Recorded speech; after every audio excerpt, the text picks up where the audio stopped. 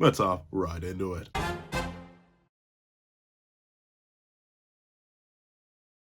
Thank you to our $5 patrons, Redwolf4765, Midnight Gem Lord, and Sean. Another thank you to our $3 members, Recliner Plays and Redwolf4765. And a very big thank you to our $25 patron, Alex Ice Rose. And another very big thank you to our $25 member, Alex Ice Rose. Now, we're on this breakdown / review and analysis of Roaring Thunder Pursuit featuring Kaison's ranking of the 7 deadly sins. Please remember to leave your own ranking of them from power-wise, not character-wise. We'll talk about characters another day. Power-wise, in the comment section down below. Leave a like and subscribe if you haven't already. Also, hit that little notification so you miss out on any videos that come to the channel. Also, I do a this is what happens when you try to speak too fast. Also, I do have a Patreon down below. You saw as low as $1 for exclusive videos, early content, and more. You also now become a member of the channel for as low as $3 a month to get the same perks and more. Now, let's hop into the breakdown / analysis / live reaction. What's up, guys? All Pencil here, and yes, finally, I got some more y'all content on the docket. I'm excited. Rubbing my hands together like a fiend right now. Always excited to review 7 Deadly Sins rankings. I don't know why, they're just fun. They're fun. I always like seeing different opinions. Obviously, I have mine. Mine hasn't realistically changed at all. Like, there's nothing, like, yeah, there's legitimately nothing that has happened in any of my, like, recent review of this series that's changed my ranking. I'm happy to see another ranking. Please, if y'all ever make content or y'all ever, like, Kaison is featured in this content. So, like, if you ever make content or are featured in content and you want your boy to react to it, let me know. Drop a link. I want to see it. And we can have a good time. I love reacting to y'all content. Trust me. This is so much. I'm happy right now. I'm excited and I'm ready to go. So let's not waste any more time. Let's hop right into it. All right. Editing me. Ready. 3, 2, 1, go.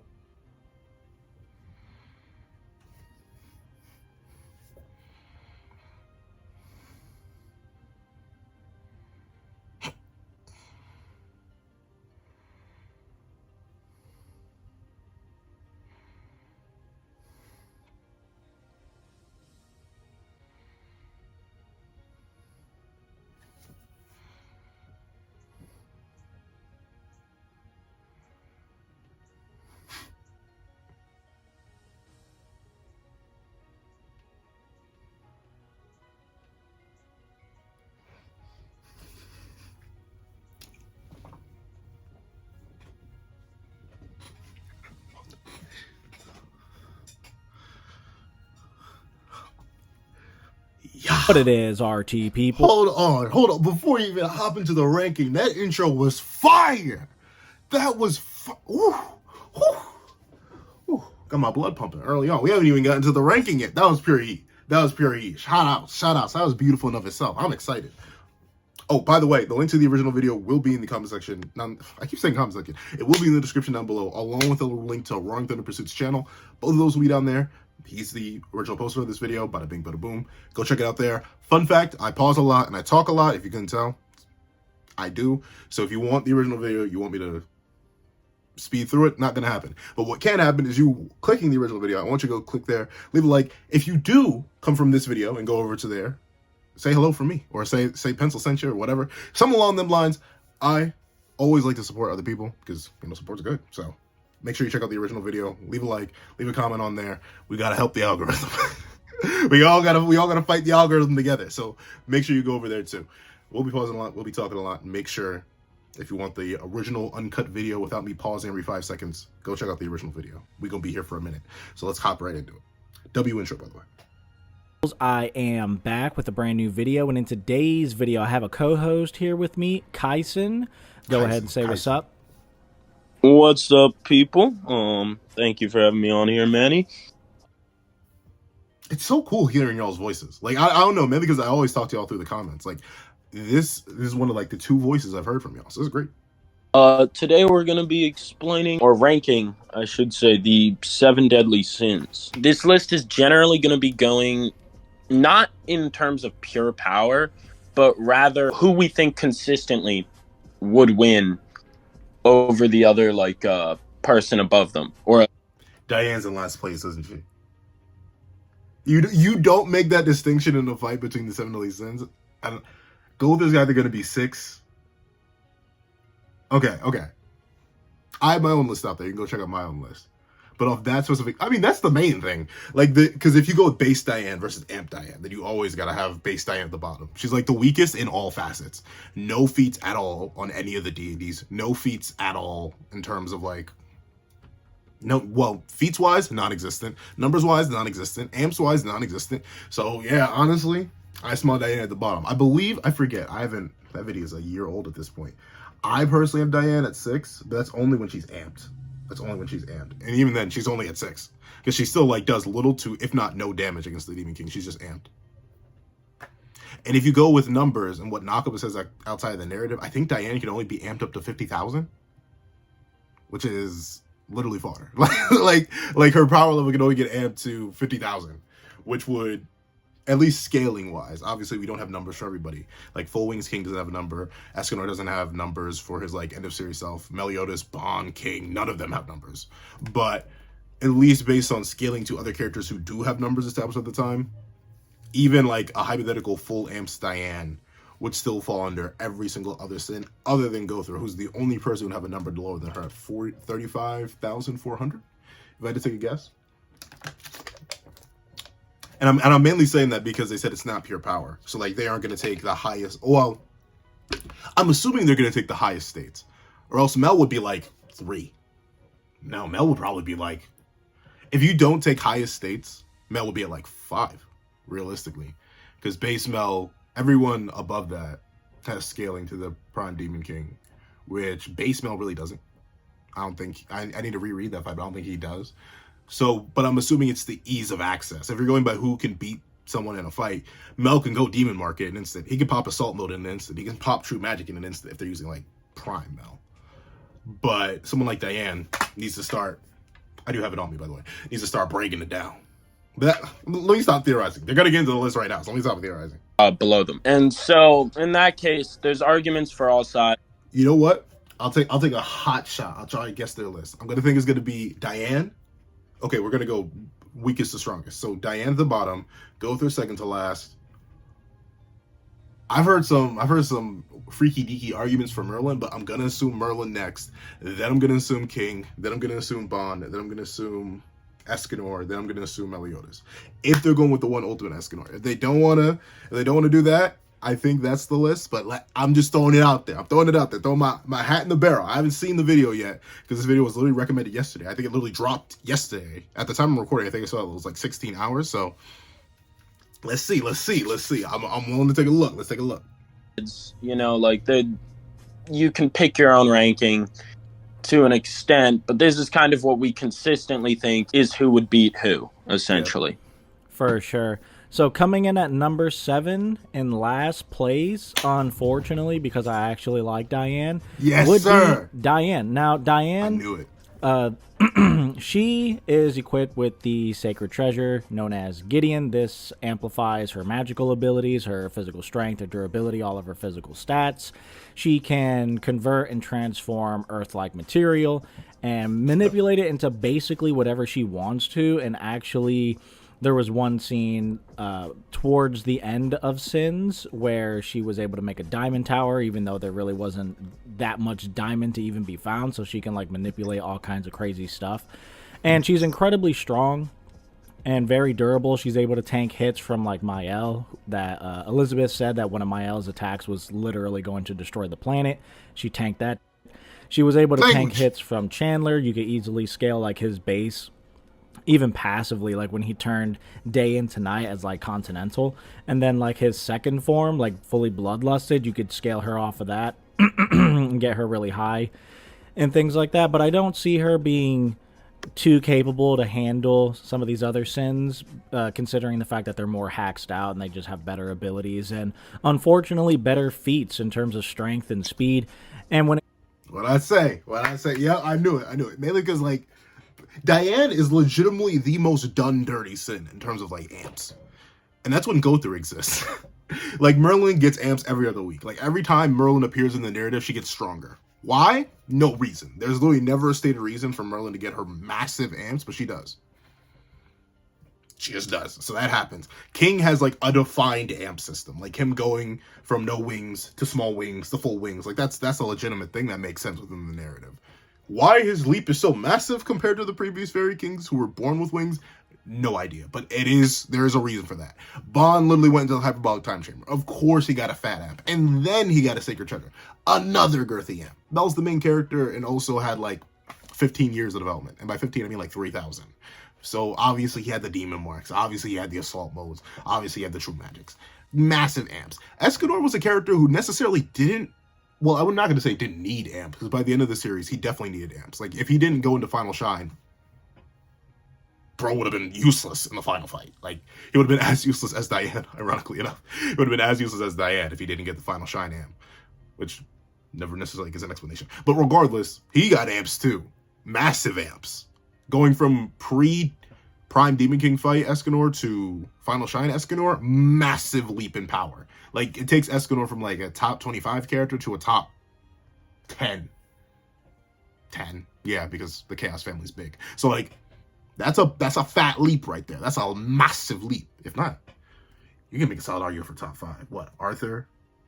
Chaos Cath? Mel? You can slide Escanor in there. I may be forgetting the character, though. And I'm talking about, like, top of the line, the one ultimate Escanor. Like, that's the kind of Escanor I'm talking. At least raw stats-wise. Raw girth. Raw games. So, all that. And obviously, Gowther got his memories back, which locked away his magical abilities. So, all that. Every other character got all that. And Diane got a fat amp. Literally went back in time and had a training arc and got barely anything. Like, barely doubled in strength. And then got an ability that she can't even use easily to massively amp herself. King can at least transform between his small wing state and his full wing state. Mel has the demon marks in his transformations. Bond is just strong. Merlin is just strong.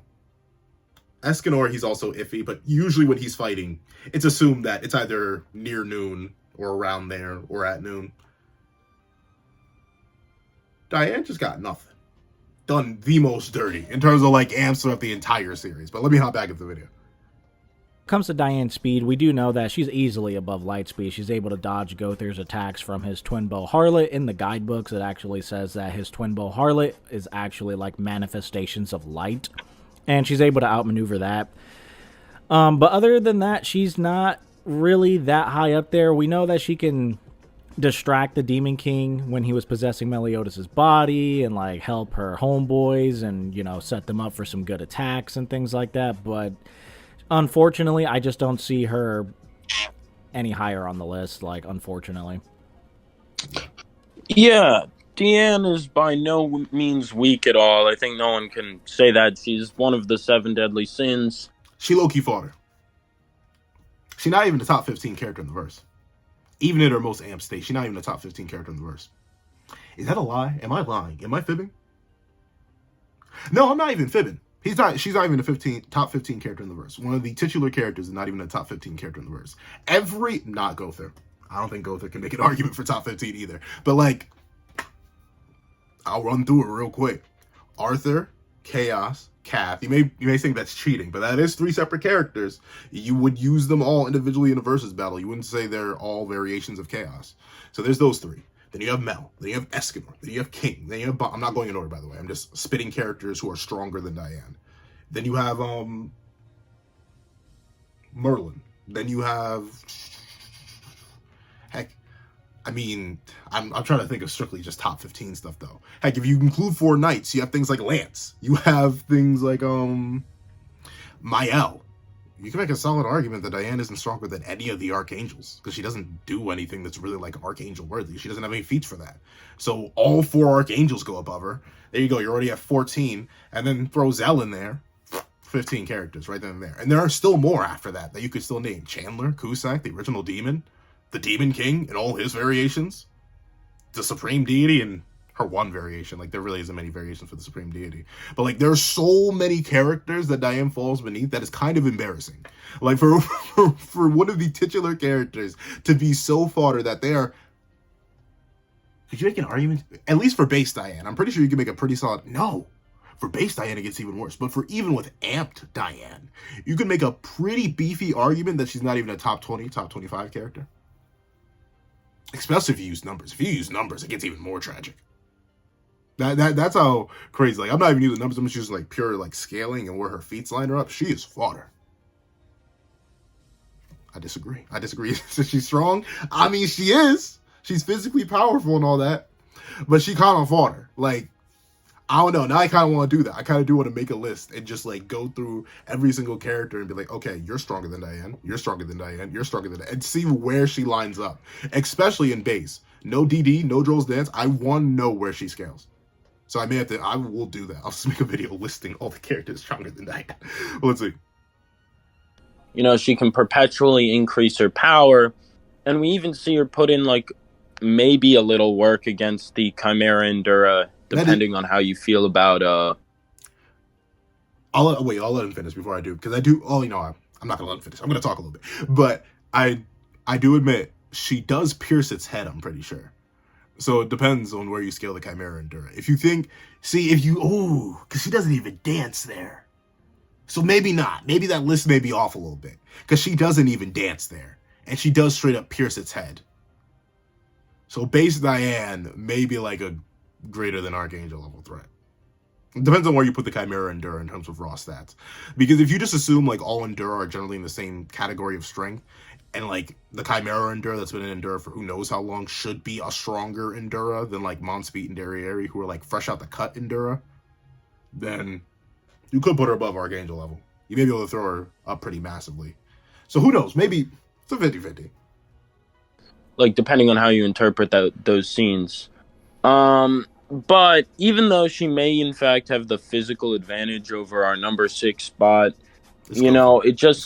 I don't think she could pull out a win against him. And she kind of just, despite having a fair bit of power and, like, a pretty decent kit, she just kind of taps out to the more powerful sins. It is just like, but she's by no means weak. She'd probably, you could probably argue her being in the, like, Archangel, maybe, like, low Archangel tiers of, like, power.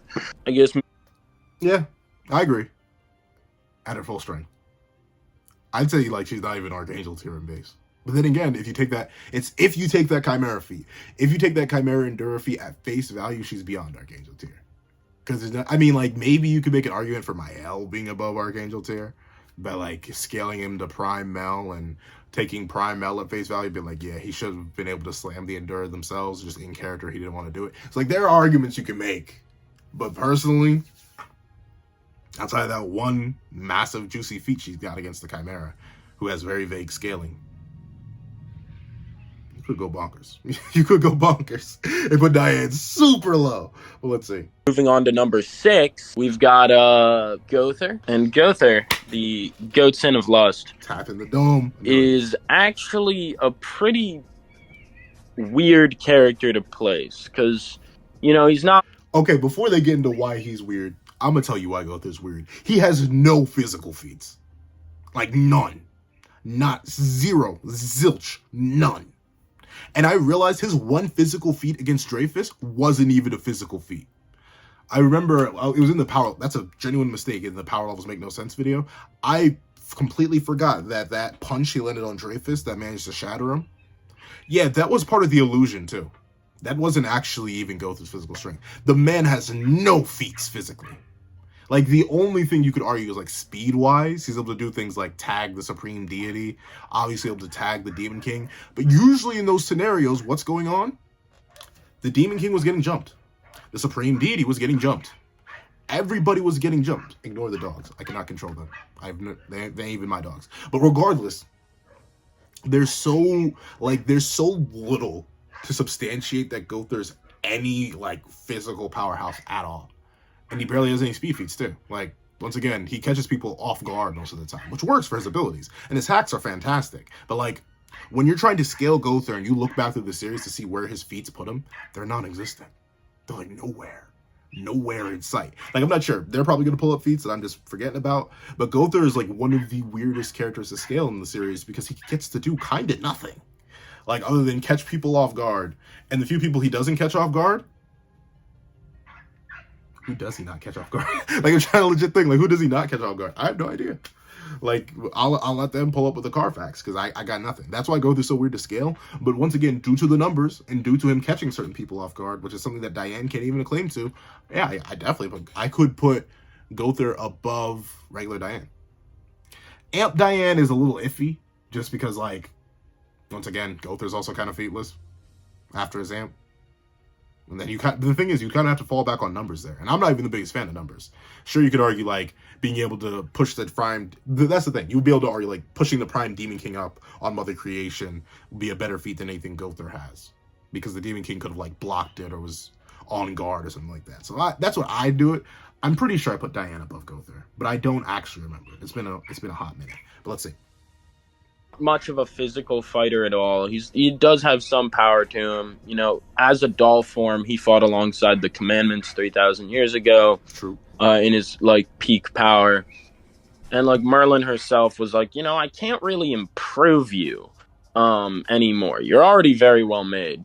So, like, that does show us that, like, Gowther is, like, definitely a... That's the scene I was talking about, by the way. But, well, it's not the exact scene, but yeah. And I never necessarily got that by Merlin. Like, saying, I can't improve you. Smells like a lie. I don't know. To me, I remember first reading that. I was like, that seems wrong. That seems wrong. Like, really? The only thing you can do is put a Boomer Man in him? Ooh, that may be another reason why he scales above Diane. His real power lies inside of his magic ability, Invasion, which kind of gives him, like, Genjutsu for the Naruto fans. Not just, like, they're probably going to mention this, but not just Genjutsu, but, like Genjutsu on steroids. Because notably, Gowther's magic isn't just meant to, like, affect the mind like Genjutsu is. No, that thing straight attacks your soul. Like, it does, like, spiritual damage to you. We've never seen it, like, actually just, like, straight knock somebody, like, straight up execute them like we have seen with some Genjutsu in Naruto. Like, I think every Naruto fan at this point has heard of, like, Itachi's feat in the novel where he, like, Tsukuyomi'd someone so hard that they literally just straight up, like, their brain and their body disconnected so hard from the time gap in Tsukuyomi that they straight... Like, you've never seen Gowther do something like that.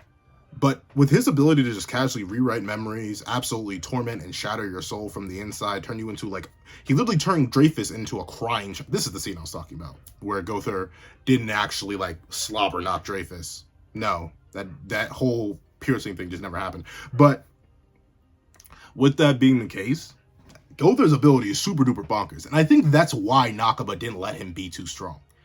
Like, straight up, just from a balancing standpoint, I understand why he never gave Gowther any stats.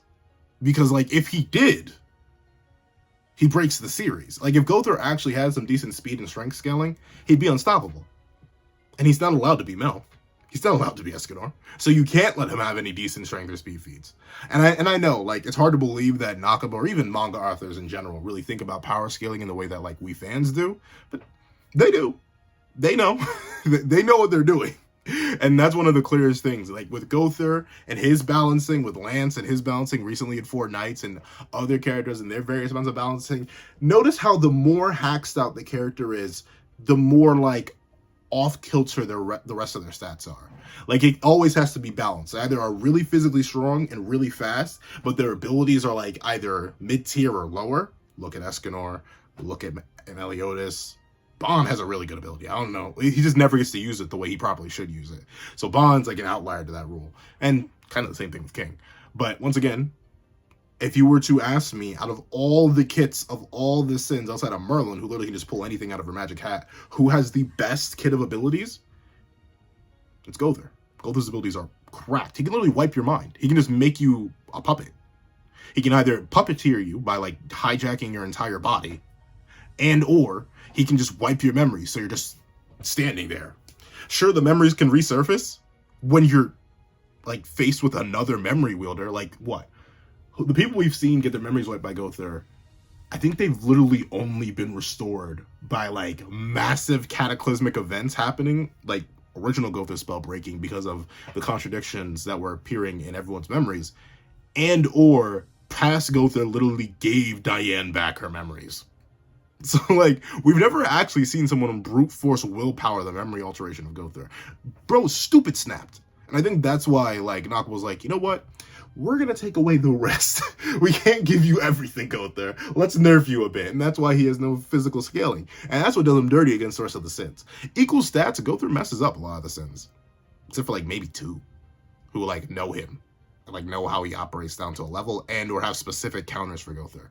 But like outside of that, he kind of dog walks a lot of people.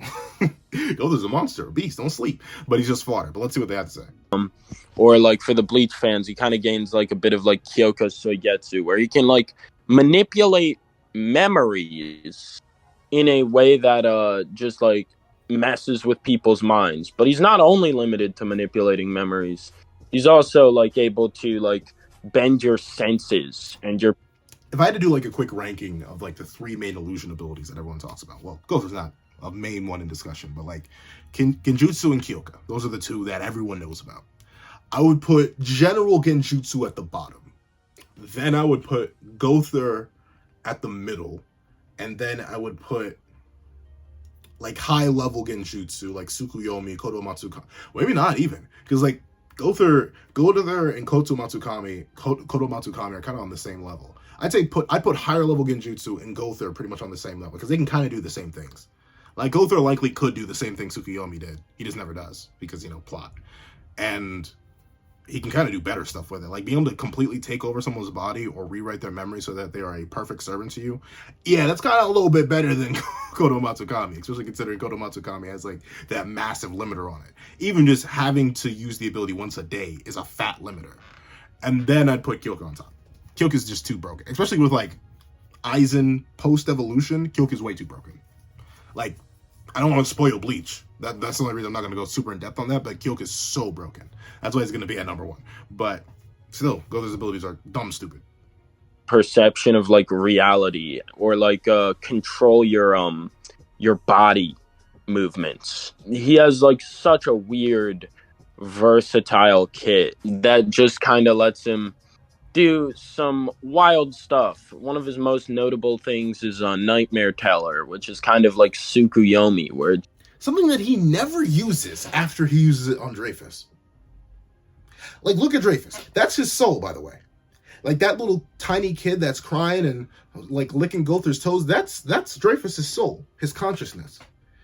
Dreyfus is a full-grown man. Nightmare Teller did him so dirty, he was mentally reduced to a child, and Fraudrin had to literally step in. The second soul within Dreyfus's body was like, wait a minute. Ooh, we're doing a little bit too much, Gowther. Let me shut you down real quick. If that didn't happen, Dreyfus probably would have just, like, and he never uses it again. Unless I'm forgetting. I don't think he ever used Nightmare Teller again. Because it was too good. Like, most of Gowther's abilities are straight up one-off abilities. Because if they weren't one-off abilities and Gowther actually got to use them, a lot of this series would kind of fall apart. Especially considering Gowther is like a sneak guy. Like, he's the guy you always got to worry about in jumping. Like, you know RDC World's Hood Avatar? Like, legitimately, sneaking, blicky, jumping. Like, legitimately, Gowther is definitely the leader of the sneaking nation. If he actually got to use his broken abilities like memory wiping in Lost World, basically, like he said, basically Tsukuyomi and Nightmare Teller, like if he actually got to sneak people with that, or even just taking over their body with Jack, like every single one of Gowther's abilities is so stupidly broken that Malcolm needs to say, hey, he has this, he's never going to use it again. Because it'll literally break the plot. He can never use it again because it'll break the plot. That's how crazy Gowther is. Just like traps you in like a living nightmare that never ends. And it took Sunshine activating for Escanor to break out of it. The other one. And like Fraudrin, a demon to like break Dreyfus out of it. And Dreyfus was still crippled after getting broken out of it, notably. So he is definitely a powerful character. As noted by Manny before, he had his light speed arrows as early as like season 1, as his arrows are manifestations of light themselves. And this would imply that they move at light speed. And then considering that Gowther gets stronger and starts being able to like hit people who are faster, we'd have to imagine that he does get faster over time to an unknown extent. And we even see that with like Merlin, for example, amping him is able to give him the ability to just straight shut off magic. All that being said, he caps out at number 6 because I forgot bro can do that. You know how crazy that is? Bro power negated the power negator. And sure, it was amped by Merlin, but like still. The fact that he just has off switch or switcher off or breaker off, when I forget what the specific ability is called, but the fact that he can just say, hey, no, to your magic is crazy. And the thing is, it looks just like all his other magic, so if you got hit by it, you wouldn't know what happened until it's too late. That is such, God, they're so stupid. Like, that's why he needs to be fodder. Because if he was any more than fodder, he would just snap the verse. the other sins could either overpower, like, not get hit in the first place. Yeah, I agree. And it's very interesting because a lot of people take, like, abilities that manipulate an opponent's mind or memories or their sense of self, like if you're talking about Naruto or Bleach and things like that. He is spitting. I paused to say something, but I absolutely... Oh yeah, the higher sins being able to beat him. Yeah, once again, it's just the lower stats. And the knowledge. Knowledge definitely, like, Gowther is definitely kind of a knowledge check kind of character. Because if you engage with Gowther physically, he can still mind wipe you. Like, that's the thing. Dreyfus got in too close. If he had, like, stayed out of range and kept pressing Gowther, Dreyfus may have not even been put in the Nightmare Tail situation and needed Fraudrin. Gowther is, like, the ultimate matchup check. Like, you know how in fighting games, like, where you play against certain characters, and, like, people are like, oh, yeah, that's a knowledge check. Like, you need to just know that the character does that. Or else you just get caught off guard and you take it out. Like, me, who plays fighters. Fighting Majin Buu is a matchup check. Not Kid Buu. Majin Buu. That fat round thing. Yeah, that's a matchup check. I always get absolutely annihilated by Majin Buu because I know nothing about the matchup. That's the same thing with Gowther. In Smash Bros. Who's a matchup check in Smash Bros? I mean, Pac-Man's relatively popular. At least for me, whenever I play my boys, I have one boy who has Pac-Man as like a side. That's a matchup check for me, and I always get, like, annihilated for, like, the first 3 rounds. If we're running, like, a first to 5, I always get annihilated in the first 3 rounds because I never play enough Pac-Man. I never play against him enough.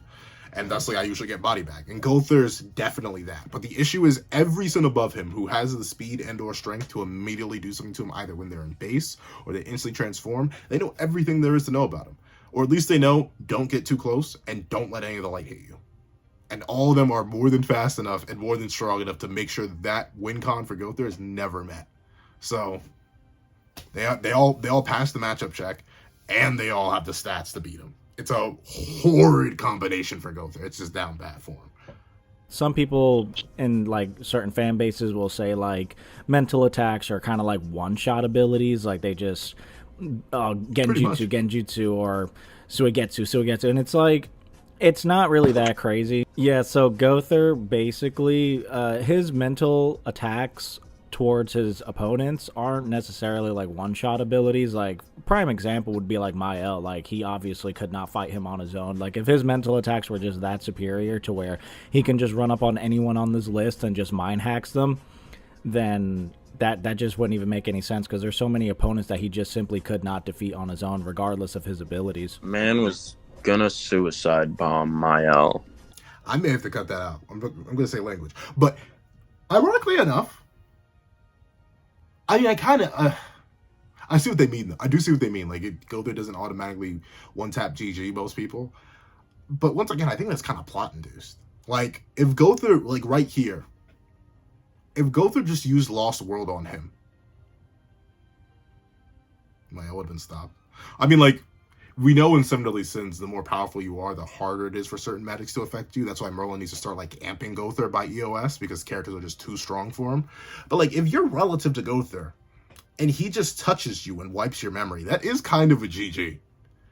If you get touched by Gowther, or one of his arrows hits you, and your mind gets put into an eternal nightmare that's being told to you, that is kind of a GG. Like, certain things do happen that make it seem like Gowther can't one-tap GG anybody as long as he touches them. But I think that's mainly for plot, especially considering in this case. But here's the thing.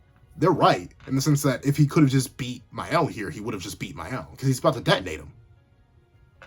Like, he should have just Lost World and made Mael, like, a bunny rabbit in his head, or like absolutely just negate his mind, but he didn't do it. So they do bring up a fantastic point. But I do think Kyoka does kind of like GG people. We would get GG'd by Kyoka. We're all in Kyoka right now. But I need to talk about Aizen and Kyoka in their own video. I remember when I first started reading Bleach, I made that like 11-second video about Kyoka being the best Zanpakuto, and that hasn't changed. But regardless, let's see. I think that firmly tells us where he caps out. That firmly tells us where he caps out. Now, coming at number 5, we have King. Now, King is extremely...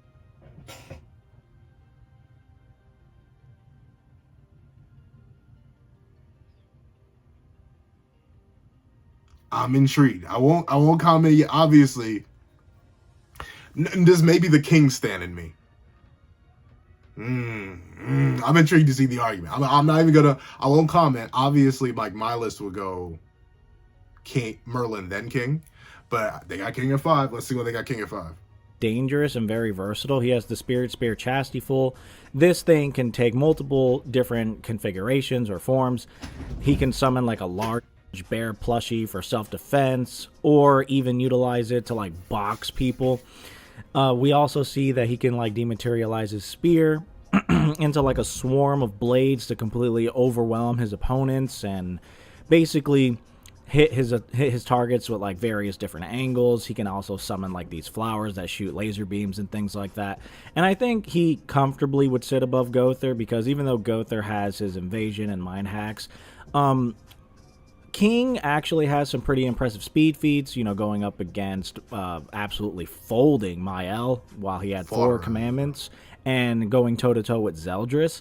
So I do see him being able to outmaneuver like Gowther's attacks and being able to just overpower him with raw power. And even if one of those attacks did land, like I said, these mind hacks that Gowther has can be overpowered with raw willpower, and seeing how King is just like superior to Gowther and just power in general, I would comfortably put King in the number 4 spot.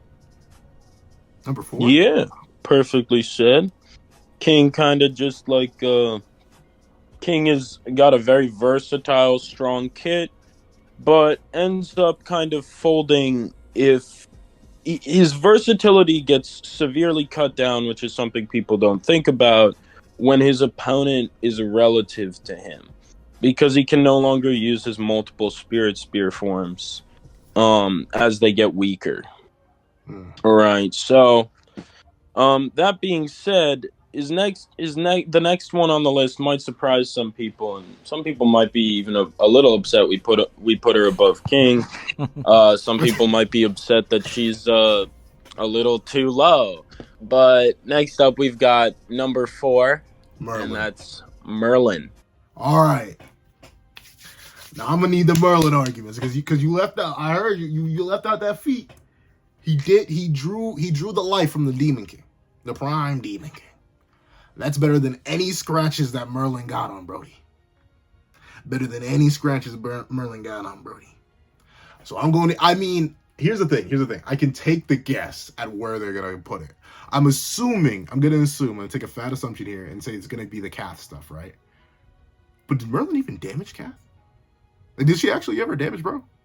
Like, did she actually? Like, I need to go. I'm literally just generally asking. I need to go double check myself. I don't even remember. But like, did she even actually damage, bro? Like, I thought bro only really got damaged once Mel hit him with that full counter. But then again, like, everyone damaged Kath in that alternate timeline that we saw with Meliodas. So like, I don't know. I mean, I'm willing to see it. Once again, I've been wrong before. More than willing to be proven wrong again. So let's get it on and popping. The King stuff. I mean, yeah, it's true. It's true. The bro definitely. Once he's outscaled, the versatility doesn't matter. He doesn't have something like Perfect Cube. Like, Perfect Cube is a really good thing for Merlin. Sure, you can brute force it still, which is crazy. You can definitely brute force Perfect Cube. But, like, on a level matchup, once you, like, equalize with King, he's not going to be able to jump you unless he's using Increase. And even then, Increase probably, like, an individual Increase is nowhere near as strong as, like, an individual Spirit Spear, the Bear, anything like that.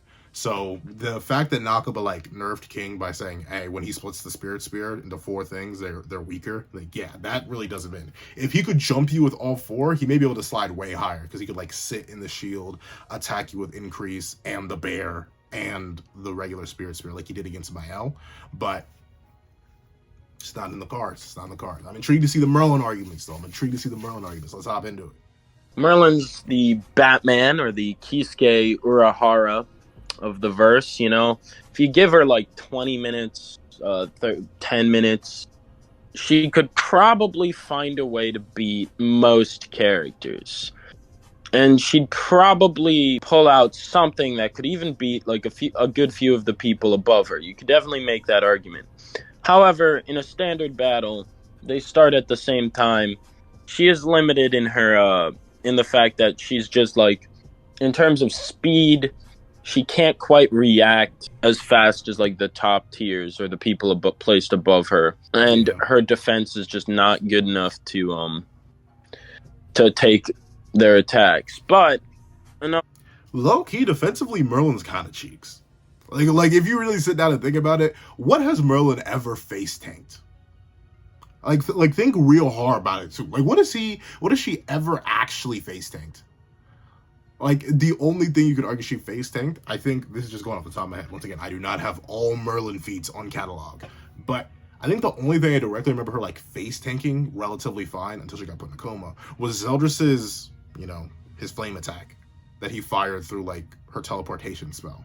Like that's the only thing I remember her actually face tanking. Otherwise, she usually just doesn't get hit. And not even like a testament to that she's dodgy or anything. No, just for some reason, Nakaba never draws her getting hit, even in situations where she should get hit. Like usually someone saves her, she's protected, or she's in perfect cube, or she loses another way. Like against Galland, she lost because she lied. Bada bing, bada boom, was turned to stone. In the battle against Fraudrin, she kind of just styled on him. It was like there was no way for Grey Road, no way for Grey Road to hit her because she literally styled on her. In the battle against Chandler, she wasn't even really involved in the battle. Like she got full countered, and then bada bing, bada boom, she was magic sealed, and then out of that fight. Then in the fight against Chandler and Cusack, she just never gets hit. Usually for Chandler and Cusack in their bases, she actually did manage to like outmaneuver them a little bit. But even with Omnis and Nebula, whenever she gets close to getting hit, Escanor comes in and saves her. And then she got tapped by Ludishell, who was knocked into her by the original demon. And then the Prime Demon King never hits her, nor does Meliodas or DK Mel. So never gets done. And I think she eats a paw swipe from Kath. I think that's about it. She doesn't necessarily have any durability feats, which is wild to think about. So her durability is kind of up in the air. You kind of just have to hope that her attack potency equals her durability. That's the only thing you can really hope for that. About what she's kind of lacking, Merlin, our number 4 spot, is in fact wildly versatile and strong. And when you look at her compared to King, she's probably the most versatile in the character in the series. Yeah, I'd say so. Like a general battle format, yeah. She doesn't have the best kit in the series. I wouldn't even come close. Well, I could come close to saying that. She does have a really, really solid kit.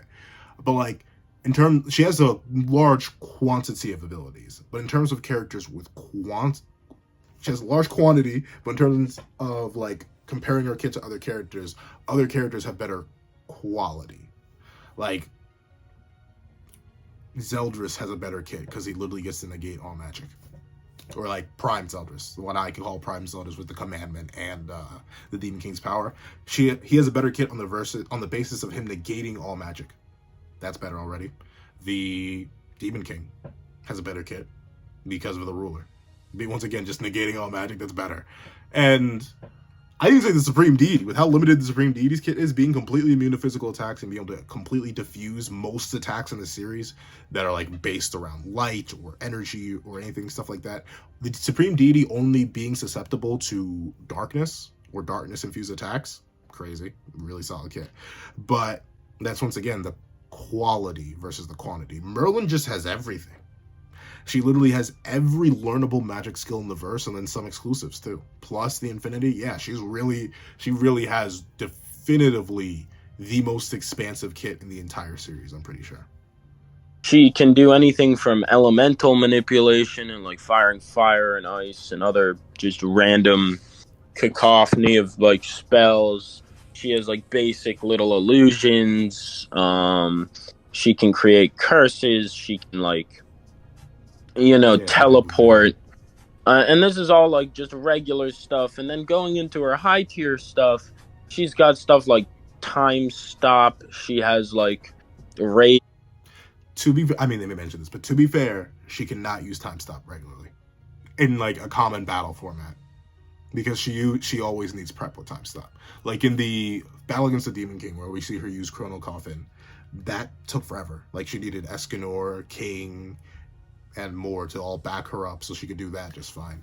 And then even in the hypothetical future where we see with Kath, she was only able to do that while everyone else was fighting Kath. She can't just drop a time stop on people.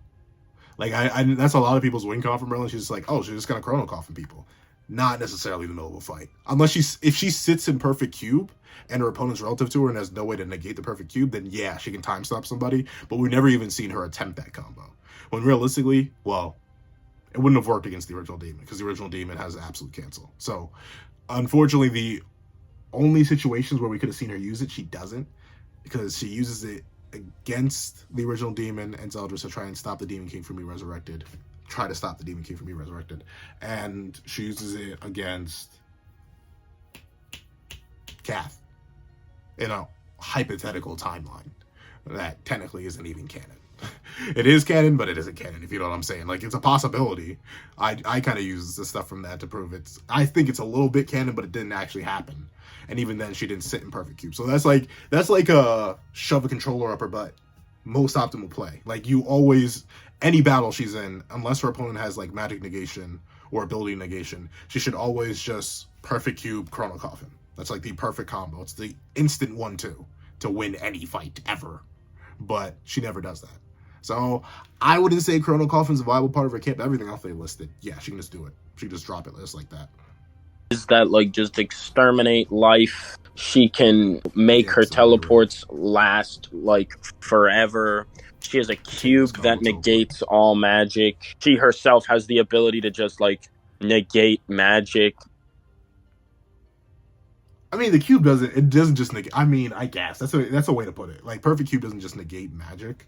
It negates like all attacks done inside and out and reflects the damage back to the opponent or whoever strikes the cube. So if someone's trapped inside the cube and they hit the cube, they'll be hit with what they try to hit the cube with. And if someone outside the cube tries to hit the cube, they'll be hit with what they try to hit the cube with. That's way better than just canceling out like magic or attacks and stuff like that. But I get what they mean. Once again, this isn't like a Merlin explained video. This is just like, we're ranking the sins. So I understand why they ain't going too in depth on it. Just a whole cook and probably even more stuff. We will never see all of Merlin's kit. That kind of leaves her in a tough position where like it's hard to gauge where she lies at. But it's fair to assume that against like characters like King and below, she can really just outmaneuver them with her tech options and her very broken hacks. She's probably the only character who can get away with this. I mean, we see her fight like Chandler and Cusick, who are these like very strong characters, and she kind of does well. Is it pronounced Cusick? I thought it was Cusack. Have I been saying it wrong? Because I know I say characters' names so wrong all the time. Like, who was it? No, it wasn't a name, but I kept saying Grimoire wrong. I kept saying Grimoire because of Grimoire, which doesn't really sense. So I don't know. I may have just been saying it wrong. Is it Cusack? I don't know.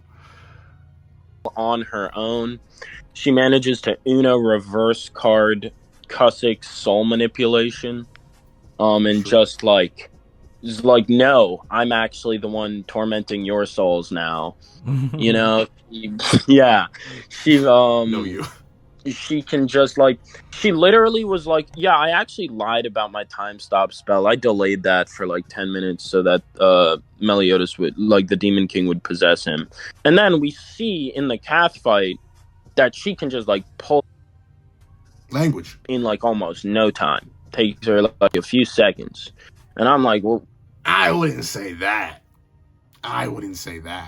Like, there's a little, they have like a whole proper battle. It's broken down to one panel, but I don't think, like, it's faster than it was in the Demon King fight, but I don't think it's that quick. A couple of seconds, I don't know if it's that quick, because then she'd be higher. She'd have to be higher. And she can just drop it, like she drops Exterminate Ray or anything like that. She beats every character. Well, not every character. Some characters would still speed blitz her. But, like, she beats more characters if she could just drop it like that. I still say it takes a minute. It takes at least a minute. I don't know about that one, but let's see. Wow, okay. So she's definitely got some hacks, and the way Infinity works, and I do kind of want to just explain that, does leave her like with a very interesting position. Infinity basically makes any spell last forever. And it also, in the case of a spell like that's like an instant, like a teleport or like a fireball or something, it basically causes that spell to be cast over and over again without her needing to do it. So like she can use this in a lot of ways to like perpetually, if she mixes it with like a power amplify, right, she can perpetually amplify her attack for a while, to the point where it could overpower Chandler, who was, despite being like Chandler being way stronger than her in base. You know, even Ludacil considered her like a massive threat. And the gods themselves did consider her a major asset and potential danger. So I think this is a good position to put Merlin, if you have anything else to say. Yeah, Merlin's very versatile, and she is very hacked out. But unfortunately for number 3, she just doesn't get past that. Now, honestly, like I was arguing originally for her to be top 3 because of all the hacks that she has, but at number 3, it's just too much. So when it comes to Bond being at number 3, Yep. Okay. So the Merlin versus King stuff. Personally, this is me. Once again, I respect their opinion, and I can definitely see the arguments between. Personally, if you ask me, King has enough feats to put him above Merlin. Even with Merlin's versatility, even with Merlin's hacks and all that. Mainly because her best hacks, she rarely uses as she should, which is perfect cubes, lock yourself in there, and firing spells from inside there. And 2, I personally don't believe Chrono Coffin can be cast in a couple seconds. I just don't. And 3, I don't think she has anything that could actually, like, damage King like that. Like, her best attack left, or not a best attack, but still a fireball spell left a couple nicks on the Demon King. Meanwhile, King's out here with the base Spirit chopping the Demon King up, able to eat the Demon King's attacks. Prime Demon King, by the way. Meanwhile, Merlin, once again, has not been shown to take anything in that level. Merlin's speed feats, she doesn't necessarily have anything that puts her above King. Like, you can argue relative to. I wouldn't even blame you for that. Because King's best speed feats are, like, fighting relative to the Prime Demon King. But, like, without, like, slopping off the cast stuff and stuff like that, I would put King above. Even with Merlin's versatility. Because, like, Merlin she ain't dodging everything. Like, if she could just teleport, weave, everything, she would. But she doesn't, usually. And I don't think she can. So by the time she's, like, going to use a spell on King, King's just, like... I can see the argument, though. Like, I'm perfectly fine with Merlin being above King. I can understand why people would make arguments for her being even higher. Especially if you give her, like, a 2-second Chrono Coffin, then boom. She does bonkers things. But yeah, her, like, breaking off out of the top 3 pretty consistently makes sense. She has nothing on Bond's level. Nothing on Bond's level. Nothing on Escanor's level. Nothing on Mel's level. Like, I don't necessarily see any arguments you could make for those. Me, maybe there's just a King stand in me. But me, I see King taking that. But I can perfectly understand why they have Merlin taking it.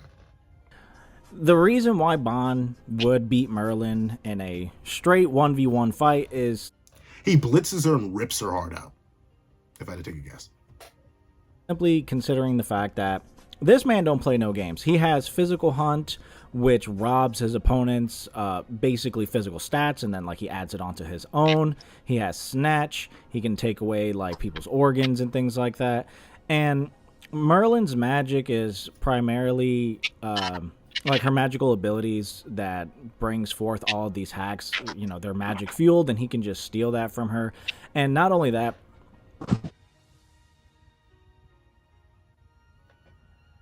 interesting phrasing. He can store it in Courtshus, but I don't think he can actually steal the magic from. I mean, he can steal her physicals, I guess, but I don't think that would affect her. I don't think we've ever seen Bond specifically drain someone of magic on his own. We know in Cursed by Light he catches the Supreme Deity's attacks in Courtshus and uses them against her after it amps Courtshus. That's what I mainly remember of Bond stealing magic, but I don't remember anything else of Bond specifically like taking magic from other people. But maybe I'm just misremembering. Once again, I do not have an entire catalog of Bond off the top of my domer. I just don't. there are also multiple instances where Merlin was just kind of getting pressed by Zeldris, and she really couldn't do anything against Demon King Meliodas. And not only her, but like Diane, Mael, and all these other characters, King. Like, nobody could have done anything to the Demon King when he was possessing Meliodas' body until Bond pulled up after being in what perk. And see, like, low key, I'm fine with, like, once again, I'll go back to the Merlin King stuff. But, like, low Kizzle, King was heavily fatigued, bro. King was heavily fatigued. That may be a battle I've answered. I still think DK Mel wins. Do I? I mean, feats on the Prime Demon King is crazy. Feats on the Prime Demon King is kind of crazy. I don't know. But you're right. She was struggling with Zeldris. She couldn't do nothing against Zeldris. But once again, Zeldris has a magic immunity, and her whole kit is magic. So what's she really meant to do against Zeldris? But King was able to handle Zeldris from long range, too. He was hitting Zeldris from long range. Zeldris, fastest blade in the Demon Realm. Merlin couldn't do that. Seems to me that King would speed blitz Merlin before she can react, and boom. That's the King stand of me. We're on bond. Let me shut up. For like how long, like 1,000 years or something like that, getting this massive power amp and just going straight fisticuffs towards the Demon King.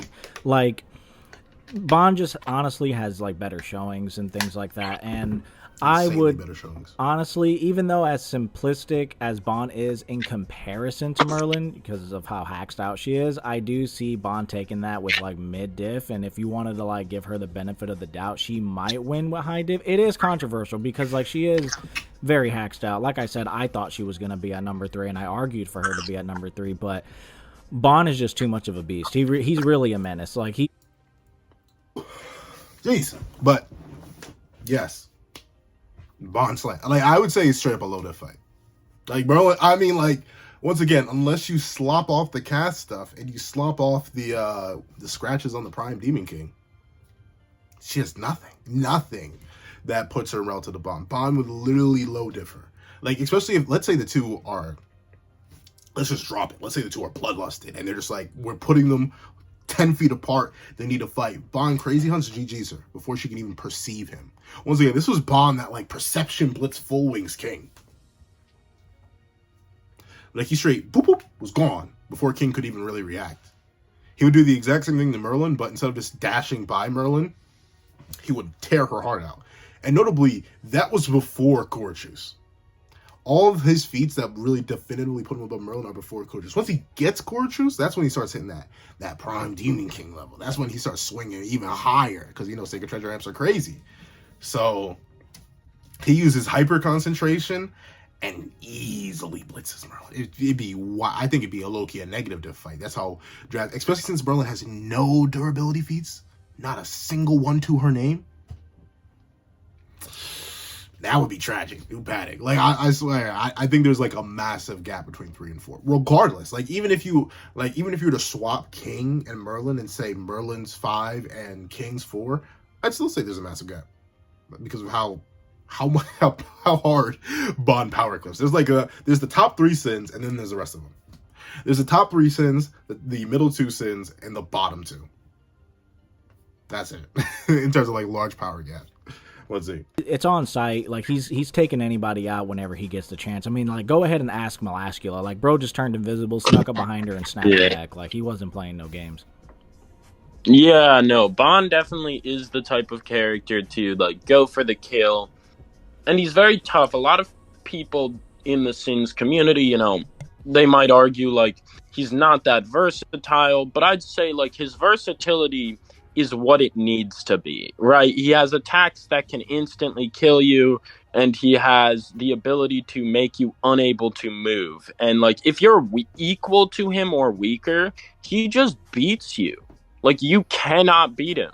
His body is literally impenetrable to people weaker than him. It's like insane. And we haven't even gone into his Sacred Treasure, which gives him...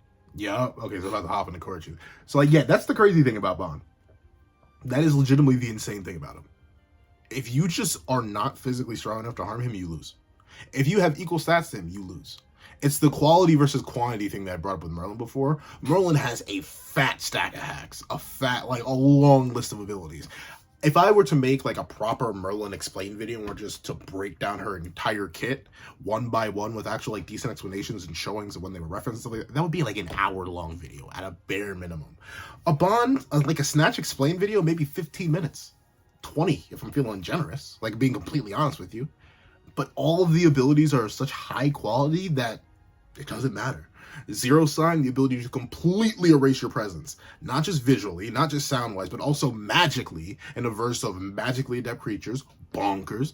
Physical Hunt, the ability to steal one's entire physical stats, but by just existing around them, bonkers.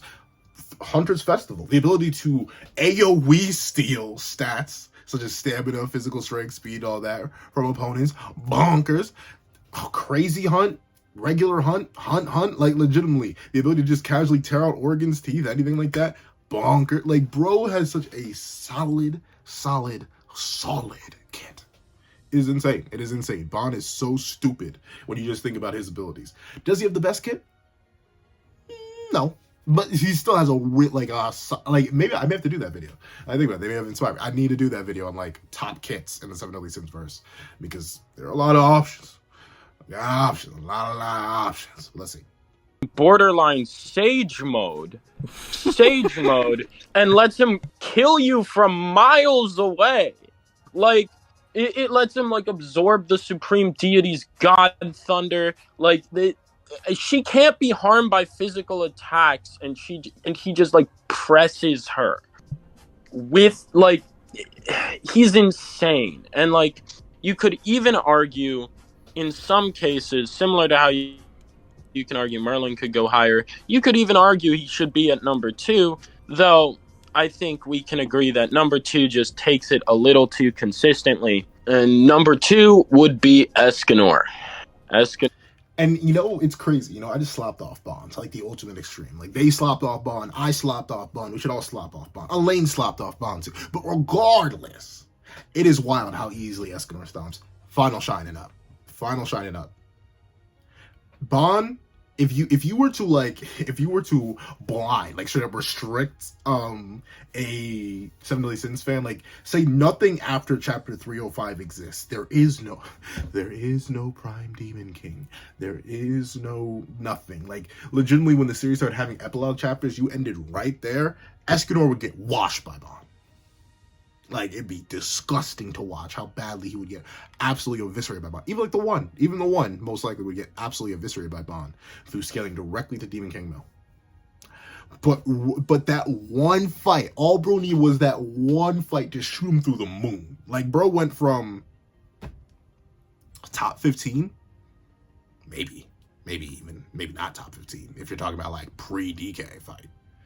Went from top 15 to like maybe even top 20, really. He went from top 20 to like top 5. That's a big leap. that's a big leap. Especially in terms of 7 Deadly Sins kind of leaping you got to do there. That is a fat, massive leap. And it's crazy, but, you know, Escanor just like that. Or the Lion Sin of Pride, the Giga Chad, the better version of Might Guy. Like, sorry, Naruto fans. It's true. It's just like Might Guy should have died. Escanor did die. I don't know why fans are upset by that. Like, no. Like, he shouldn't have lived. He was going to die. Nakaba was planning for him to die, and thankfully he didn't chicken out of it. But Escanor on his own with Sunshine is an absolute monster. Early on, we see him doing stuff like folding commandments, when folding commandments was something like Meliodas could barely do.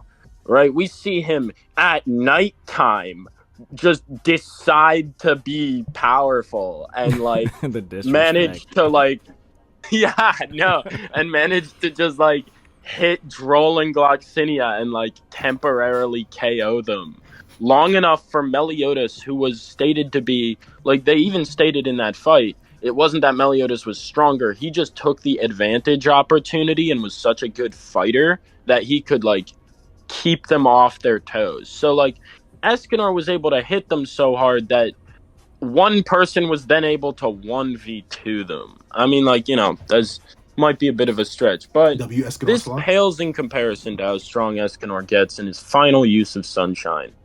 where even his base form, even like before he enters the 1, he is already swapping hands with the Prime Demon King, a character you could argue could have probably flattened the 1 beforehand. Not like straight up the Prime Demon. Realistically, you want to get real honest. First form Demon King Zeldris, which I'll keep my opinion quiet on how I rank the Demon Kings in many variations. Maybe because I'm working on a video where I rank the Demon Kings in all their variations. But regardless, I'll keep my thoughts quiet on that. But one of the weakest variations of the Demon King, first form DK Zal, would fold pre-DK fight the 1 Escanor like paper. You wonder why? It's a simple scaling chain. You have the 1.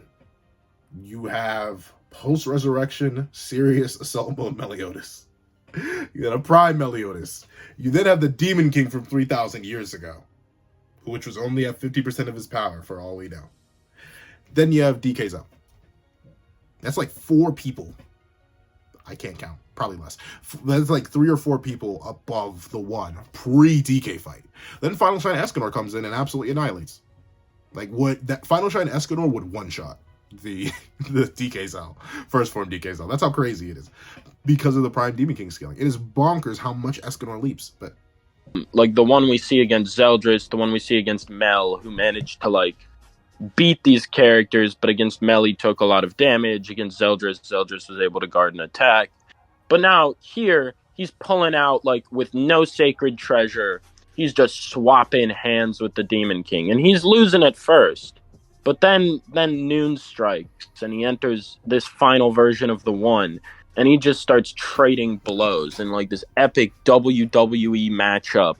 We've got like the Demon King putting his sword away, and like they just start punching each other. They just boxing each other up. And, you know, this ends with the Demon King kind of like gaining a bit of an advantage, only for Escanor to enter a state even further beyond by burning his actual life force as fuel. And he manages to just start beating on the Demon King in this version of the 1 called like the 1 Ultimate. And it's wild. It really is a peak form. And I think like, again, I did say like you could make arguments for Bond, but once Escanor enters this state, he could probably kill Bond with a punch. Could probably kill most characters with a punch. Bond most likely beats Final Shine because physical hunt. He could do it quick enough, and he could eat a hit or 2 from Final Shine. The 1, I don't think so. You're right. Once you hit the 1 and the 1 Ultimate, that's kind of just like Bond has no chance at that point. He would literally get speed blitzed in 1 shot. Like there's literally nothing Bond could do at that point. And it's crazy to think that he didn't even have a weapon. He's going at it pure bare hands. Even just once again, I need to remind y'all, Meliodas with nothing is weaker than Meliodas with a stick. If the 1 Ultimate were to have picked up a stick that didn't immediately burn, he would be way stronger. Because that's just how weapons work in the Seven Deadly Sins universe. Just having something in your hand makes you so much stronger. And the 1 Ultimate were just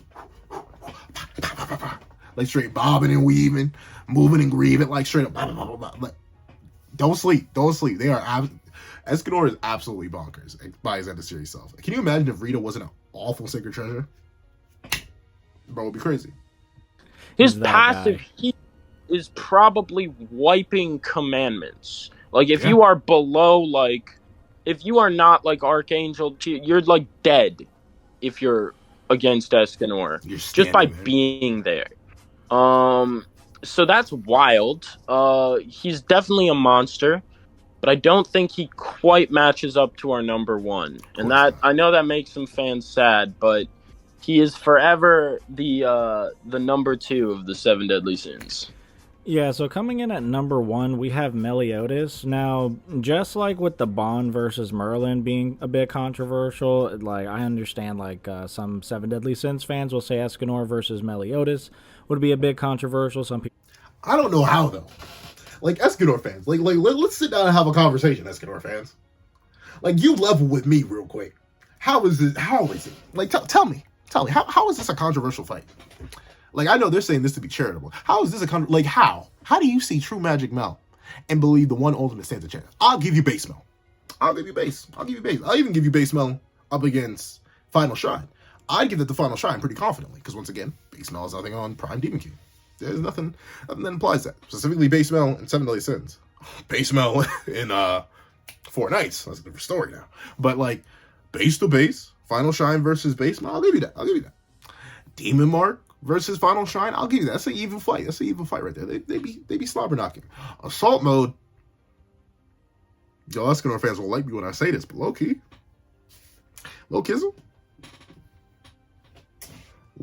I think assault mode could probably beat the one ultimate. But that's just me. That's a hot take on my end. I know a lot of people would not be down with that, but I'm just saying, you know what I'm saying? But True Magic just blows it out the water. Like, True Magic is a form even beyond assault mode. And you could make solid arguments that assault mode should be able to clear the gap between itself and its Demon Mark self and the Prime Demon King. Because, like, assault mode should be bonkers.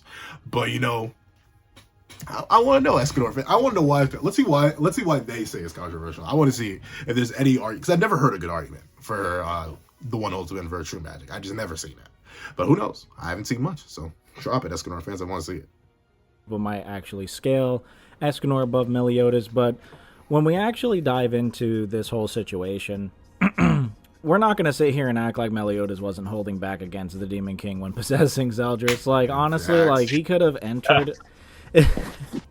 like, he could have... He's in base form. He's, like, not even taking... Yeah, like, he could have popped out the True Magic form, like, at any point, and then just, like, absolutely bodied him, the Demon King. So, and there was also, like, narrative implications and statements you can use, like Meliodas when he was talking to his father, and they were, like, in this, I don't know, this is, like, some sort of a premonition or a vision or whatever, like, Meliodas was standing before his father, and then his father fades away, and then, like, it was, like, implied that Meliodas surpassed him and things like that. So, honestly, on a consistent base, though, like, Meliodas definitely has better feats. He has better speed feats, better durability feats. And even if you were to kind of, like, be fair, you could say Escanor will overpower, like, Meliodas even in his assault mode, like, in the beginning. I just think Meliodas, for sure, like, based on what we've seen consistently, he definitely has more stamina and will, like, for sure outlast. The ironic thing is, I know I'm just cutting them off. This is the most of the 7 Deadly Sins Season 3 and 4 anime that I've seen. This is the most I've seen of it. I thought about that just now. That's funny. This is the most I've seen of the anime. But let's see. Escanor, and then once that happens, it's just GG. Like, because Escanor, he's not very like too versatile. He's not busting out crazy hacks. He has like the Cruel Sun and the Pride Flare. Y'all Escanor fans ain't gonna like me when I say this, and I probably shouldn't say this because I'm planning to make a video on it too. But if you made it like over an hour into this video, you can hear it. Escanor is the worst kit out of all the Sins. Yes, even worse than Diane. I know it's gonna be a hot take. I know it's gonna be a unbelievably hot take, and I'll even hear y'all out on the Diane stuff because, you know, the Heat stuff is really good. But he either has the worst or the second worst kit out of the 7 Deadly Sins. I'm not sure if that's too hot a take. I know it's just. I know you Escanor fans. I'm an Escanor fan too. Like, don't get it twisted. Like, as much as I clown on Escanor whenever I talk about Escanor versus Meliodas, I'm literally talking about Escanor versus like the third strongest character in the entire series. Like, what do you want me to do? Of course I'm going to talk smack. But I know that may be a little bit of a hot take, but Escanor's kit is trash. It is garbage. It is literally just big attacks. If you are strong, like, he has no hacks. Unless you count heat hacks, but it seems like in 7 Deadly Sins, as long as you're strong enough, you can resist heat hacks. So his kit's kind of booty meat. Let's see. And Escanor's hacks is that he's one of the strongest characters in the series, and he existed way too early. Like, he was dropped in, like, he's, like, a level 100 character, and, like, everyone else is, like, level 15 or 20. Like, that's his hacks. His hacks is that he's ridiculously strong. Yeah, and then Meliodas is also, he has like mid to long range abilities like Trillion Dark, being able to hit Escanor from like multiple different angles, and he can like hit him from like miles away if he wanted to. He has his revenge counter, which if Escanor starts beating the of him Language. and like delivers the killing blow, Meliodas is just gonna return that back at him. Language. Like honestly, I don't see Escanor tanking his own attack that's been multiplied like by as many times as he's hit him. Like that's crazy. Like it's just very, Yeah. it's very weird. Because I mean, Meliodas has the regen feats, you know, like some yeah. people argue Escanor has regen, but And I can see the arguments for Escanor having regen. But Escanor fans, I want you to realize True Magic Mel would hit Escanor once and he would die. One hit. It's a one shot. The fight's not close yet. Like, legitimately, you know how Mel's clones were beating up on Galland in the Camelot fight, and they were like slashing against him and wasn't doing anything? Escanor would break his own hands punching at True Magic Mel. That's how massive the power gap is. I want y'all to sit in and soak in that fact. Think about it. Think about it. You know I'm right. You know I'm right. You can't even say I'm wrong because you know I'm right. Your boy just ain't like that. What can I say? What can I say? No, I'm sorry. Let me go.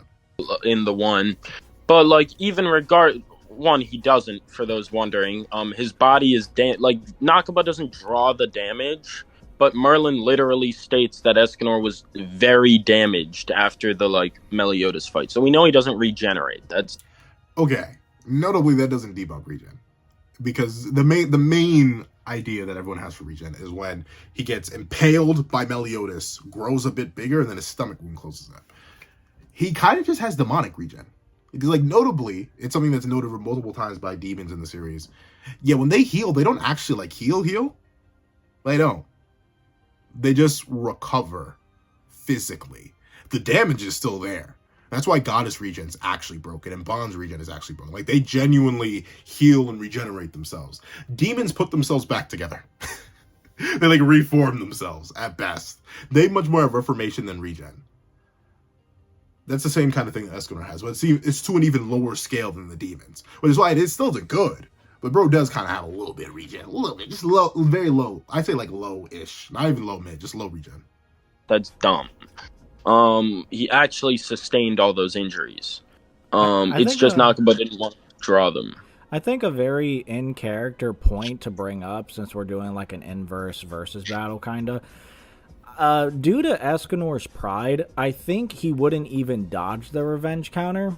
Kind of like how he didn't dodge the full counter from Estarossa. Like, the reason why I say that, even though he could, potentially, but I don't think he would be fast enough or get out of that blast radius. Yeah, he would go. But I don't think he would, because, like, since he's prideful and he's the sin of pride, I think that would make him feel like treating Language. Like, I don't, like, I'm Escanor, dog. Yeah. Like, I ain't walking back. Like, I'm about to see this through. Like, Yeah, I'm going no. in. Meliodas has the problem of both, unlike Escanor, who doesn't have that many hacks, he's just raw power. Meliodas has all the raw power, and he actually has quite a few hacks, right? He has stuff like full counter, which, like, I know we were talking about revenge counter, but if Escanor throws a cruel sun, Meliodas can straight full counter that. And that's, like, it's back at double the force, like, that's bad.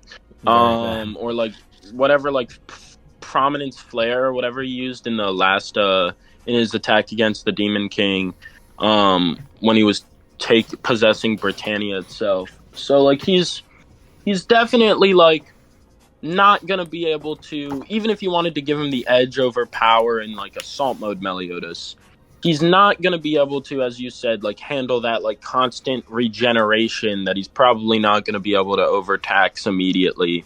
You know, the full counters, the fact that, like, Meliodas has a weapon and Escanor doesn't, right? Like, at the end of it, and we know weapons, like, amp you. So even if you wanted to give Escanor that raw power, like, advantage, it's like, well, Meliodas is, in assault mode, is also using Lost Vein, and is also going to be a little stronger. Lost Vein gives him access to clones, which can be a bit of a distraction. You know, he's haxed out, and we haven't even... A singular true magic clone from Mel would one-shot Escanor. I'm sorry, I keep pausing the video to clown Escanor because like they're not saying anything wrong. They're just spitting. They are literally just spitting right now. I wish you could add more commentary, but they're literally just spitting. And the main thing they do have to cover is the Mel versus Escanor matchup. Like there's no other. Like I don't hear any Bond fans. Bond fans know. Like Bond has no chance. Merlin fans know. Merlin has no chance. King fans know. King has no chance. I don't even know if Diane fans exist, and Gowther fans know better. Like no one's arguing against that. It is only Mael, not Mael. It's only also Mael versus Meliodas, but it is only Escanor versus Meliodas. That's the only thing they really need to cover here. So I get why they're going so in depth. Brought true magic into this, and when that comes out, he folds anyone. There's no one barring, like, he's literally stated the second strongest thing in the verse. Bro, he literally popped the curse of perpetual rebirth, like eternal life and perpetual rebirth, like if it was a balloon. And when Merlin was secretly, like, he didn't know Merlin kept bringing it back with the time nip, but, like, it just reappeared, and he's like... To be fair, I don't think it was the time nip. I don't think it was time manipulation. She just brought him back. How? I have no idea. Because they should literally have been wiped from existence. I guess she just cast them. Which makes sense. She should be powerful enough to do it. Like, yo, I can pop many times as I have to. Like, it didn't even take that much effort. That's a curse that was formulated by, like, both the Demon King and the Supreme Deity. So not only it had, like, an insane level of power when the Demon King and Supreme Deity implied used it's above the commandments. Yeah. Because Zeldris's fraction of the Demon King power can negate commandment curses. It cannot negate Meliodas and Elizabeth's curse. That's true. So, like, this was literally Meliodas' goal for the whole series. And now with this power, he can do it so casually, with a flick of his wrist. Speaking of Elizabeth, she is our honorable mention, so I'll let you go ahead and kick it off with her. Yeah. So Elizabeth, you know, the temporary leader of the 7 deadly sins, arguably early on, definitely like the main character of the show. Even though Nakaba didn't realize that, I'm like, wait, it's always from her perspective. We learn information as she does. She's the main character. Like, the story starts with her journey. That's neither here nor there. But Elizabeth herself is actually way more powerful than I think people realize. A lot of people look at her early on showings and being like very meek and timid, or being a pacifist, and they like to think that she's like very weak. But this isn't really the case at all. We first get hints of this as early on as like season 1. She manages to heal people like the best, and that's part of why they can beat Hendrickson fully. I mean, like, they also weren't fully trying, but like the part of it. One of the most bonkers things to me is that not Full Wings King could have whipped out the True Spirit Spear at any second and one-shot him. King could have casually one-shot Hendrickson. That's wild. That is so wild. Like, I remember first reading that for the first time, being like, oh, the Albions are equal to Hendrickson. And then King pulls out the True Spirit Spear and absolutely decimates an Albion. I was like, King, where was this? Where was this a month ago? Why didn't you do that? Why didn't you just one-shot him? If you could have done it, why didn't you? I know, because Nakaba didn't think of it at the time. I'm either Nakaba didn't think of it at the time, or he was just like, oh, well, they won't notice. I noticed Nakaba. Why didn't he do that? Let's see. Is that, like, she did heal them up, and she has better healing magic than, like, almost anyone even then. Like, she manages to wipe out Daddy Eddie's hand. Elizabeth is the best hero in the verse.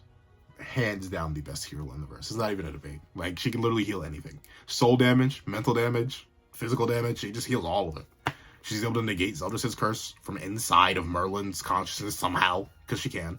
She's able to heal sicknesses, because she can. She's able to heal... If Ludisho can heal, like, inebriation, which is an ailment, she can. And obviously, she's literally, like, regen people from literal just perishing. So she's a monster in terms of healing. The best healer in the verse, hands down. One of the best healers.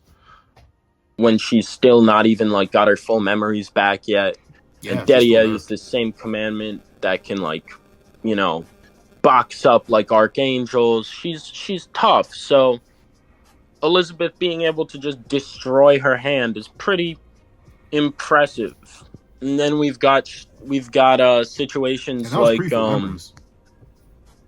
we've got instances of her like probably having the best healing in the verse. You know, she manages to, you know, perpetually heal everyone during the Holy War on her battlefront so that they like don't have any injuries ever. Which is insane. That would be like dozens of people at once, you know, getting fully healed despite fighting like they're like regular holy knights, and she can like and like they're fighting demons, so they're getting decimated, and she's just like healing them back to full. We see even characters with less good healing, like. And at the same time, not only, I bet you about to bring up the Mael healing Escanor thing, which is still arguably the best healing feat we've ever seen, outside of like Dreyfus giving Hendrickson back half his body through Fraudrin. But like, the craziest thing about that, like, not universal, but like that's like battlefield-wide healing spell is, one, nobody noticed it was happening. Like, other than the Archangels who were probably watching, none of the Holy Knights knew it was happening, for one. And two, she was simultaneously using her mind hacks on the demons. She was going 2 for 2. She was healing everybody on her side and also sending away the demons by speaking to all their hearts. Wild. Elizabeth is crazy. She's not like top 5 crazy, arguably not even top 10 crazy, but she's still crazy though. Don't sleep. Mael are able to like fully heal Escanor when he's torn to pieces. Yep. Right. So like goddess healing, no joke. Her power itself in her prime version was able to supposedly go toe to toe with Meliodas. She was compared to Mael and Ludociel directly. And she even handles the Endura better than Ludociel did. Which is, like, wild, because she was also not trying to kill them. And she did need help, but she was definitely holding them off better. They had to start to... If Elizabeth didn't have to split Let There Be Light between the two of them, she wouldn't have needed Tarbion Sariel's help. At least in my view. If she was just... or if she was just trying to one-shot them. Like, if she just fired a ray of judgment through one of their hearts, they would have perished. Hands down. Hands down. That's how crazy it is. She's literally holding them back as they're evolving by herself. Elizabeth is bonkers. Like, evolve and turn, like, into more powerful variants to try to break out. So, like, yeah. And I guess, ranking-wise, I'd probably put her around King. Yeah, I agree. I could also see her being maybe... I put her definitely beneath King, though. I think, let's get on the screen. There we go. I would put that, I put her beneath King. I put her above Gowther. Mainly because her best feats are... I mean, it's implied she could have healed the Prime Demon King, so there's that, and that would cause his inversion to proc.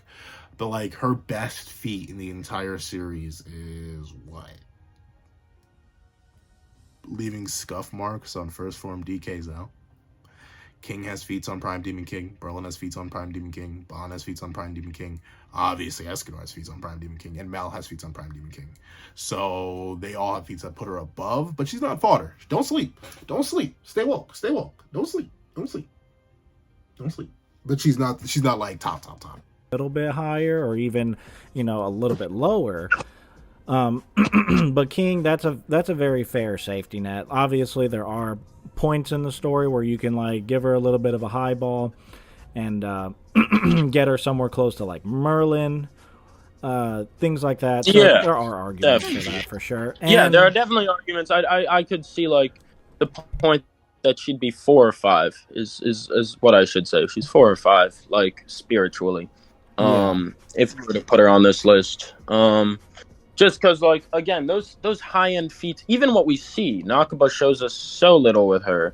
But even from what we see, she does do some, like, really wild stuff. Like, she even makes, like, a lower form of DK Zeldris, like, flinch a little with her arc attacks. If you want to go high-end. She's definitely, like, she'd probably outlast King. You could, again, maybe even make the argument that over Merlin, she's just stronger.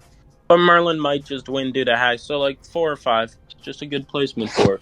Yeah, and I guess for like more in-depth scaling on Elizabeth, we're gonna hold off a little bit on that because we got we got a pretty interesting project coming up soon in a Yeah. cross-verse battle, and can't wait to see. I think some people might already like guess who like we might have her face because like we've been talking like other animes and things like that. Yeah, if you think it, like, if you just watch back the thing, we've already made some allusions to like what this crossverse could be. I wonder who would be a good matchup for like a healer who's the main female of or woman of like I'd say I'll beat y'all to it, but I know I won't. Yo, wait though. This video is almost over. If y'all see this in time, let me know. Let me hop on this. Wait, please let me hop on this, bro. Please let me hop on this. Please let me do Elizabeth versus Sakura with y'all. Please, I'm begging you, bro. Please, because I'm assuming it's Sakura, right? Healer, main female. Bleach don't have that. Yeah, Ruki is not a healer. I mean, or Hime. But who's doing Elizabeth versus Orihime? Ooh, that could be like a decent matchup though, because they both use light and stuff like that. But still, like, regardless, if you're doing a Heavenly Sins versus Battle collab, let me know. Ring me up. Hit me up in the comments or something like that, please. Let me know. I'd love to do it. That'd be so much fun. But this is y'all project. Y'all may have already done it and just released this video in time. So, like, if you haven't, hit my line real quick. Because I don't know. I want to collab with people. But hit my line, please. But regardless, let's see. Let's let the video wrap up, and now I'll determine whether or not it's worthy with the 7 Deadly Sin blade in particular, and the other blade. It's still here. But let's see. the series Oh man, main girl. Now, obviously, it's going to be a good fight. Like, we're not going to come across like, Yeah. oh, this person stomps and blah blah. No, Yeah, like, no. it's a good fight. Enough I can see using arguments for that. both. Make sure to like this video and I did like Yeah. the video. Subscribe, and if you guys want I to have talk to subscribed. me, you want to talk to us, hit me up on Discord. Links will be in the description below. If you guys like videos like this and you wish to support the channel, and if you want to be in videos, go ahead. Like I said, Discord's in the link in the description. If you want to support the channel, my PayPal and my Cash App are in the links in the description below. And with all that being said, we'll catch you guys next time. So, verdict. 1 draw. 2 draw. W video. Overall, obviously I got a different list. Y'all been here with me for a minute if you made it all the way to the end, so you know I got my own opinions. I gave y'all my reasoning why and stuff like that. But overall, their list makes sense. The reasoning was sound. I love Dookie and on Escanor as much as the next person. But overall, super duper W video. Great editing, great quality, great conversation, great discussion. Both of y'all, W mans, amazing video. I already saw in my recommended feed there was a ranking the commandments video, and I haven't even ranked the commandments. I don't think y'all know my opinion. I have a weird opinion on the ranking of the commandments, at least in my opinion, compared to what I've seen online. So I may react to that video and give y'all a sneak peek on how I feel about the commandments and their ranking. So who knows? Some more Roaring Thunder Pursuit videos may just pop up. But overall, amazing video. Please make sure you go check out the original video. This video, if I'm not mistaken, is like an hour and 40 minutes long. Maybe not 40, but like an hour 30 something. So we've been here for a minute. So make sure you check out the original video. Go leave a like. Go subscribe. Go do all that. Do the good stuff. And hope you guys enjoyed. Being all the way to the end, because Jesus is a long video. Like I'm shocked I only got through halfway through a bottle of water. I know I'm going to need to drink a whole lot more water after this. Please, do me a favor and leave. I am hungry. What am I going to eat? Leave double bacon cheeseburger down below. Leave double bacon cheeseburger. That's on the mind for me right now. I shouldn't have one. And I probably won't because I don't have a cheeseburger at home. But regardless, leave double bacon cheeseburger down below. If you enjoyed the video, leave your own rankings of the sins down below. It's been a while since I've seen y'all ranking, so leave your own rankings of the sins down below. Leave your own arguments. I want to see it in the comment section. Thank you so much for watching. Remember to like, share, comment, and subscribe. And make sure that notifications don't miss out on any videos that come to the channel. Also, I do a Patreon down below. Each one will result as one, count them one, down month. This is videos, early content, and more. You also now become a member of the channel for as 3 as a month to get the same perks and more. Now, thank you guys so much for watching once again, and I hope you guys have a wonderful day. This is Dago the Pencil. Writing off.